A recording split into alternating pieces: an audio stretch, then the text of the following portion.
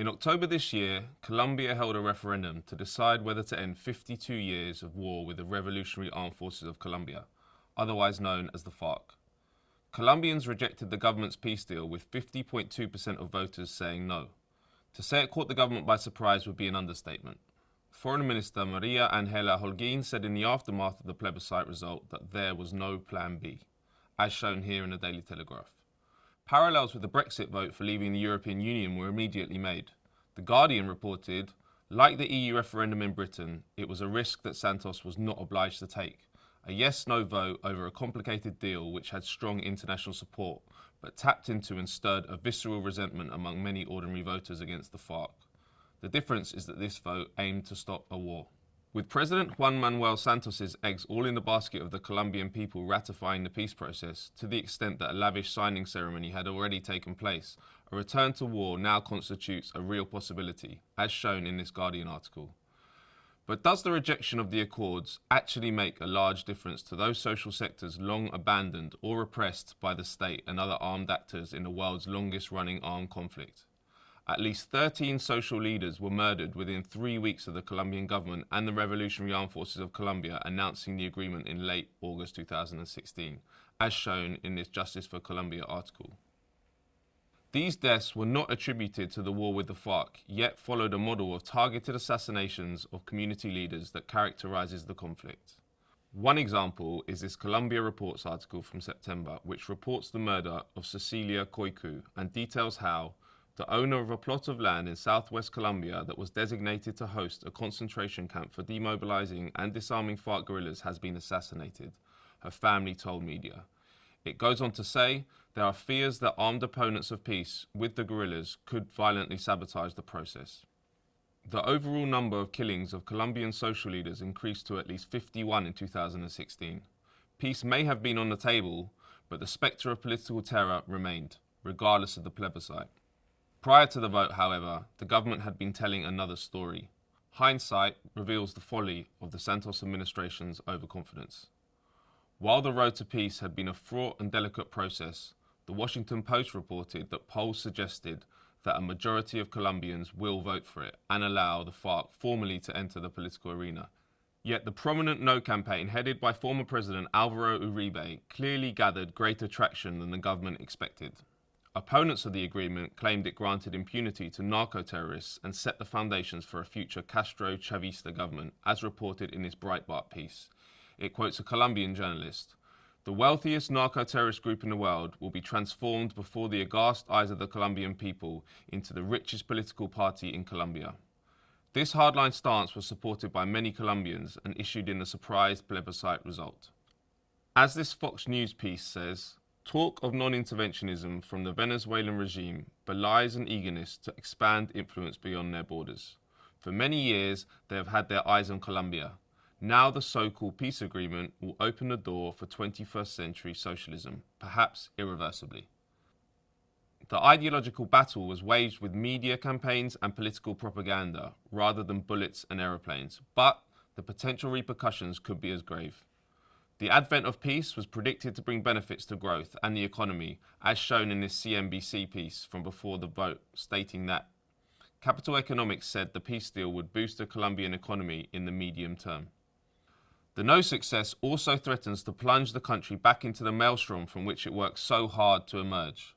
Violence related to the conflict will continue, as shown in this article from Humanosphere, which noted even before the result that the bilateral agreement doesn't necessarily mean the 5-decade-old conflict is over, and it doesn't mean Colombia has been made any safer overnight.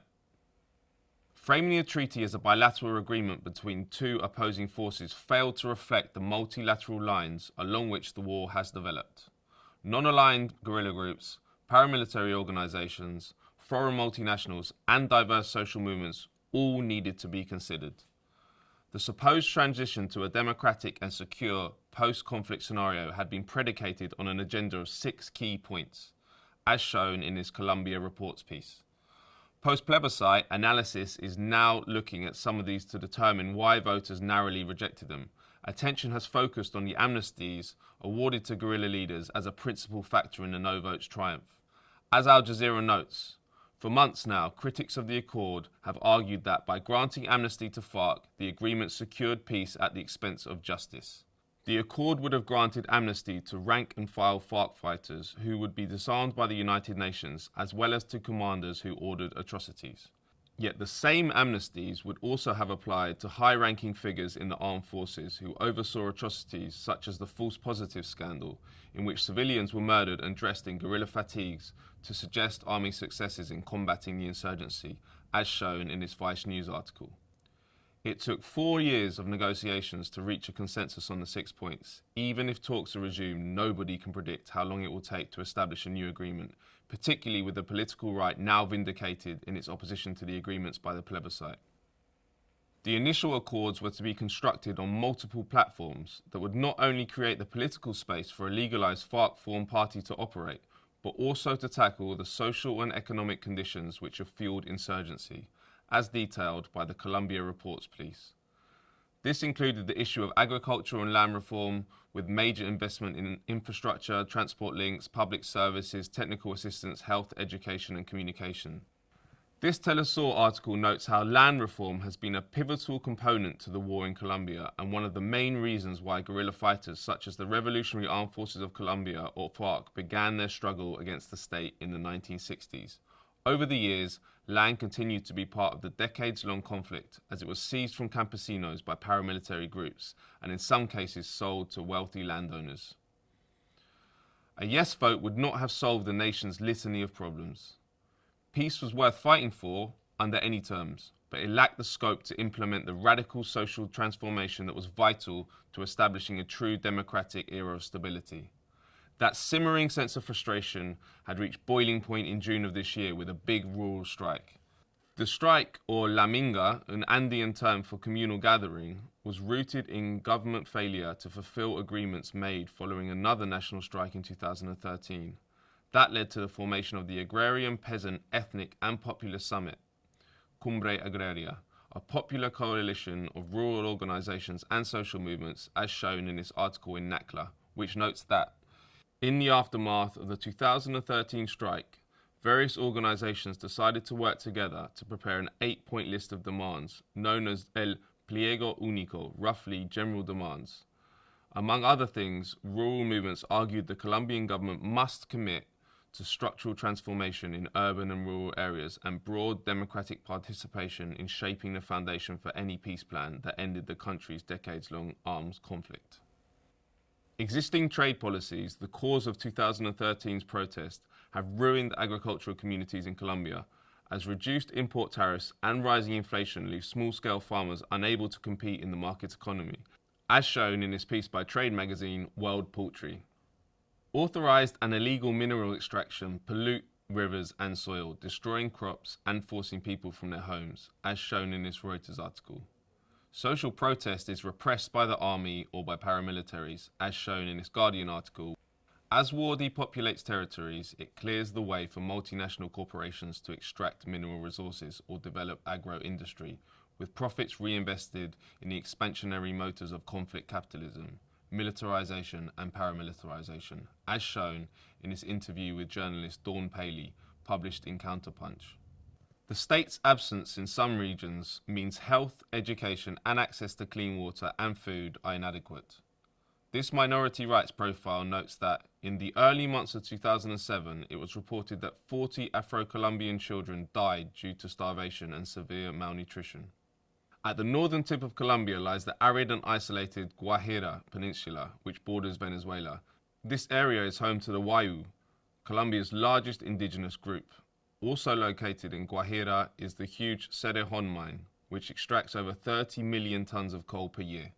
Owned by the multinationals BHP, Billiton, Anglo American and Xstrata, the mine has had a severe impact on the Wayuu. The Guardian reports, the mine has ended agriculture and industry and removed the jobs these activities created, says Felipe Ustate Perez, president of FECO de Migua, a non-profit representing communities displaced by mining.